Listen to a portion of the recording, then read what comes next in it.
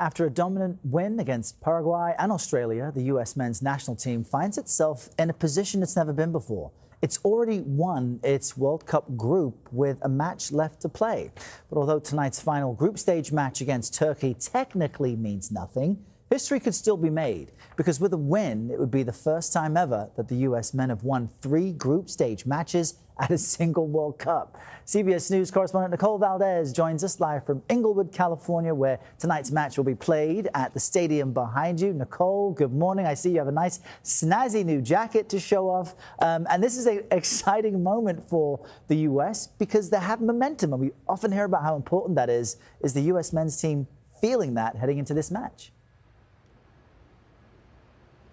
Errol, it is huge, and I think a lot of it is what people have talked about has really helped fuel this U.S. team through their 2 wins in the group stage, that we've seen so far, and what they want to use to fuel another win today. Now, you mentioned this. The pressure's off for this match because it really doesn't matter if they do get a win tonight. They are still moving forward into the knockout rounds. However, they certainly still want to take tonight as a victory. One, just for the meaning of it all, right? I mean, of course, you don't want to lose to a team that's already been eliminated from the World Cup. That certainly doesn't tell a good story or set a good precedent, right? But really, this is about keeping the wins going. Americans love winners, and they love celebrating those wins. So the U.S. team certainly wants to continue that trajectory. What you might notice in tonight's matchup, though, is you may see some different players taking the pitch. Some of the other 26 men on this roster, while some of the other well-known stars sit this one out and rest, hoping to show just how deep this bench really is. We spoke to a sports analyst, Paul Tenorio,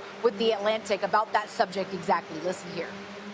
For the players who are trying to prove themselves, this Turkey game is a huge opportunity for somebody on this team to say, hey, I could be a starter. Or when you get to that round of 32 knockout game, maybe there's a player who scores in this game against Turkey who all of a sudden Mauricio Pochettino says, all right, in the 75th minute when I need a goal, I'm going to go to that guy because he's playing well. He scored a goal in the last game. So there's plenty left to play for these players that are going to be on the field against Turkey, and to make decisions harder for Mauricio Pochettino ahead of that round of 32 game.